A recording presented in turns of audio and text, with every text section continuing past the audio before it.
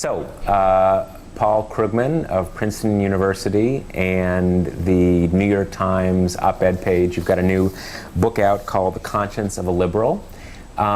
What is, you're a pretty prolific writer of books. What is this book about? This book is about how we got to where we are and how we get out. So it's basically trying to understand how we ended up being the kind of country in which the horrible things of the Bush years could happen, going all the way back, going back to the Gilded Age, and then reasons why I think things can change. So it's mostly it's a story of the United States where income inequality and its interaction with politics really are at the core of the whole arc. In your book, you talk about the importance of movement conservatism, the Republican Party's embrace or the takeover of the Republican Party by movement conservatism, and how that has played into these changes that have come to fruition during the Bush administration. How much, now I know that probably not a lot of people know this, but you actually worked for a period in the Reagan Council of Economic Advisors. How has your own understanding of movement conservatism changed over the last 25 years, or particularly during the Bush years? Okay, when I was in the, I was one of a bunch of technocratic whiz kids brought down, and the political appointees that I saw when I was in Washington were pretty weird people, but I don't think I really assessed it as a I didn't see the pattern, and it's taken quite a while. Looking at it now, you start to realize that the things that happen are not isolated. So, put it this way, I didn't understand what Tom DeLay meant until Bush came in. In some ways, Tom DeLay is much more quintessential to the whole story than Bush is. But this hard line, let's do whatever it takes to get rid of taxes on rich people and dismantle the legacy of the New Deal, and use whatever tactics, whatever issues come to hand, whether it's race, which has been crucial really in the story of the movement's success, or national security, which was very important in the Bush years. But this hard-bitten, hard-line doctrine, really more of an orientation, is at the core of American politics. And what you start to realize once you really pay attention, once you start to look at what I looked at, is how much it really is a cohesive movement. There's a set of interlocking institutions. There are jobs available for those who fail politically. There's there's a vast right-wing conspiracy. It's not a myth. It's not particularly hidden either. It's not actually a secret Star Chamber thing. It's just a very clear set of people and institutions that dominate a lot of American political life. A lot of our viewers will know about Kevin Drum, who blogs now Political Animal over at the Washington Monthly website. And something he said a few years ago, I can't remember his exact wording, but it was something to the along the lines of the way the Bush administration had created a radicalized center. You had a lot of people who weren't particularly left-wing politically in terms of policy, but who were really radicalized by the radicalism of the Bush administration.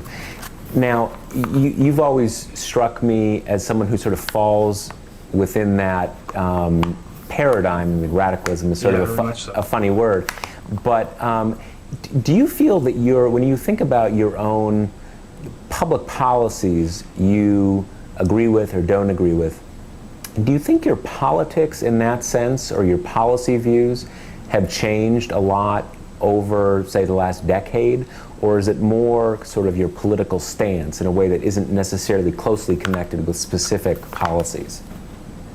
Yeah, I think it's political stance. I mean, if it wasn't for, if we were just doing policy discussions the way I always imagined they would, which would be that you have a bunch of people who basically share well-minded goals and so on, discussing stuff, I would probably be very much still a Bob Rubin Democrat. Somebody who was, free markets, moderate welfare state policies to take off some of the rough edges, the whole thing. Haven't changed that much. I've changed a little bit on the priorities, because, but that's because of the politics. And no, this is I sometimes say to people who are really to the left of me, people at Economic Policy Institute or someone like Bob Kuttner, and I've said this, that actually while we were having our disputes about policy, we didn't realize that what was really happening was that Sauron was gathering his forces in Mordor, and that's a lot more important than the disputes that we had over what the details of trade policy should be. I thought of you as very sort of, as you said, sort of Bob Rubin, centrist Democrat. And after you started writing the column in the Times, and after all that happened during the Bush administration, it seems to, there's a lot of people who I think used to see you in that mode and who said like, well, what happened to Paul Krugman? He went off the deep end or something like that. What is it like having sort of moved, if not moved in terms of public policy, moved politically, and you make new friends politically, and you make new enemies politically? What has that been like? Well, I mean, life was a lot more comfortable. I mean, there are relatively few days that I don't at some point think, boy, I wish the Times had never offered me that job. I mean, it's obviously I'm reaching a lot more people, but it's really quite uncomfortable. It's everything becomes a political issue, but what can you do? I don't think it was possible, and it's not just me. I mean, even people who remain academic economists have gotten, as you say, part of the radicalized center in these years. It's just not possible, at least for me, to continue writing interesting little pieces about stuff going on in the economy when, in a lot of ways, the whole way of life that I've come to take for granted is under threat. We announced this interview we were doing on Thursday, and we had readers write in and come up with questions, and we got a bunch of questions. Here's a question from TPM reader TB. Let me read it. It goes away, but I think it's an interesting question. Let me start here. I think Professor Krugman's writing the Bush tax cuts and the giant budget deficits he predicted would follow were not only brave but highly accurate. Unlike Greenspan, he was clear and direct about how and why the tax cuts were a very bad idea. His analysis has been borne out. We are an increasingly indebted nation that has real structural issues around the debt and credit and consumption. What I'd like to ask Dr. Krugman is why didn't some of his other dire predictions of economic collapse come true? Increased unemployment, higher interest rates, larger annual deficits, etc. Is it just a matter of time before these and other economic calamities befall us? Was he overly pessimistic? And what does he think the next 5 to 10 years will bring? Okay. First, I was overly pessimistic. I don't think that's the whole story, but clearly, I thought we'd be punished more for the irresponsibility of the policy than has actually turned out. And nobody has a 100% track record in economic forecasting. My guess is nobody even has a 65% track record. The proximate thing that kept us from having a worse economic situation than I thought we would was the housing boom. If you really ask, well, what went right, at least right in the short run for the U.S. economy, from about 2003 to 2006, it was this enormous boom in housing, which just sustained sustained employment, sustained consumer spending. What's happening now, I don't know. I mean, it's the housing boom has gone to a bust, and that I was highly accurate on that prediction, but hasn't had as dire an effect on the economy as I and many other people thought such a bust would have. I think basically comes down to there's an old line from Adam Smith. There's a great deal of ruin in a nation. The U.S. is such a dynamic economy that even really screwed up policy, as was carried out by the people in the Bush administration, doesn't do as much harm as we might fear. And I probably got a little carried away with just how bad the people were and overstated the amount of damage they would do. Well, let me ask you this: what about? I mean, I'm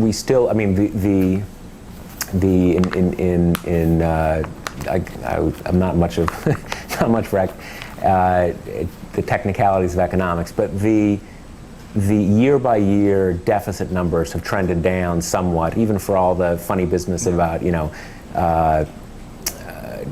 estimating them very high, and when they come in a little lower, saying it's all great. But still, they've come down. What about the long term? And when I mean, let's say the 10 to 20 year outlook for the structural budget deficits we're running, and how that plays into dealing with Social Security, Medicare, et cetera.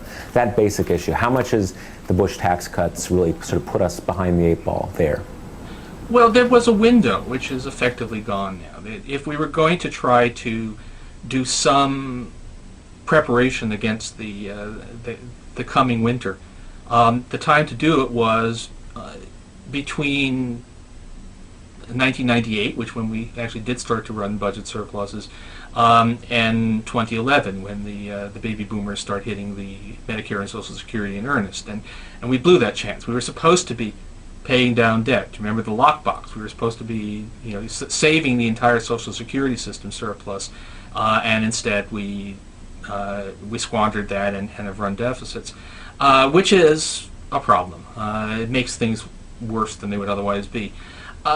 If you look forward, if you take the straight budget numbers from the Congressional Budget Office, whatever, of what things will look like in 10 years, they look terrible. They look unsustainable. What's driving them is healthcare costs. Demography, the aging of the population, is serious but not overwhelming. If that was the only problem, we could be quite relaxed.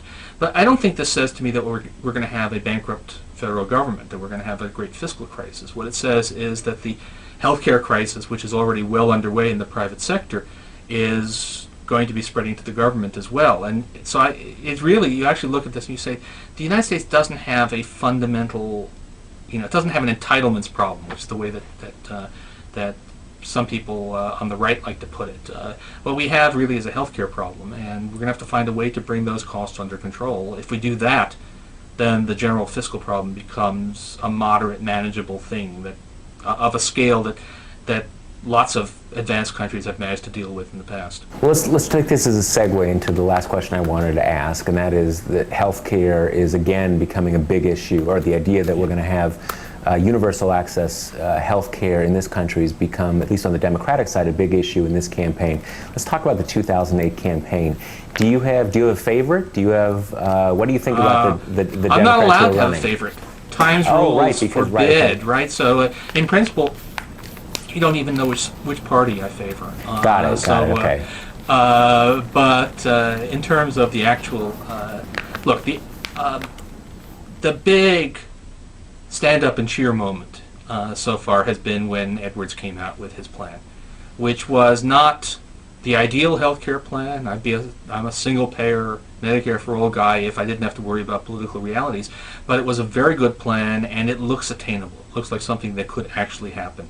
At this point now, the Obama and Clinton plans look quite similar to the Edwards plan, so we now have what I've taken to calling the demo plan, which is good stuff. It's smart policy, it's within the realm of the possibly politically feasible, and we could have universal health care, slightly scrappy version of it that would take a lot of improving, but get it in place. We could have that in by the time the next president's term ends. That's amazing. This actually reminds me, I was reading one of you, I think you had a post about precisely this, talking about balancing off the fact that in principle you believe in single payer, but politically that something like the Edwards plan is the way to go. And I should tell readers that you have now that Time Select is back out of its prison, and your column is available to everybody. You have a blog now at the New York Times. I do indeed, and it's I'm having a great Krugman.blogs at nytimes.com. Okay, we're going to put the URL for your Times blog right here on the screen, and your new book, The Conscience of a Liberal. When is the release date? It is the 15th, though I've been told it's actually already in stores. Got it. Okay, well, we will suggest readers go look for it, and we will talk to you again soon. Okay. Thanks so much. Thanks a lot.